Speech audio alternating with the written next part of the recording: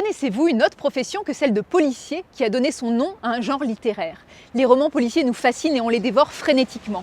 Un prix littéraire les met justement à l'honneur, c'est le prix du Quai des Orfèvres qui a été décerné cette semaine ici, au 36, au bastion de la préfecture de police de Paris.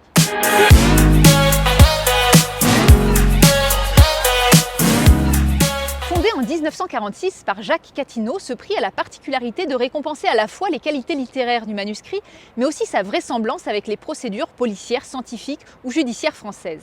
Les manuscrits sont anonymisés avant d'être transmis au jury et c'est assez exceptionnel dans le monde de l'édition. Cela permet de donner leur chance à des jeunes écrivains inconnus de tous et de ne choisir le texte finalement qu'en fonction de son plaisir ressenti en tant que lecteur. Les 22 membres du jury, présidés par le directeur en exercice de la police judiciaire de la préfecture de police de Paris, sont des hauts magistrats, des grands policiers qualifiés, des anciens directeurs de la police judiciaire, des avocats, des journalistes, et c'est donc un jury de grande qualité et d'une réelle indépendance qui se prononce. Le vainqueur du prix rencontre souvent un succès commercial important, l'éditeur tirant au minimum 50 000 exemplaires du manuscrit vainqueur. Ce prix est reconnu comme étant une lecture de qualité, un peu comme le Goncourt ou le Renaudot.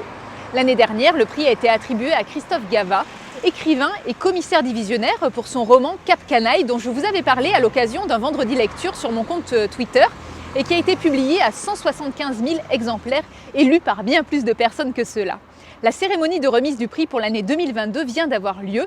J'ai d'ailleurs eu la joie d'avoir pu m'y rendre.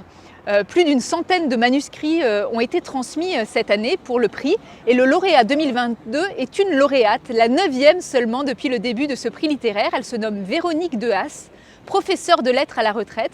Elle a écrit son premier récit à seulement 15 ans.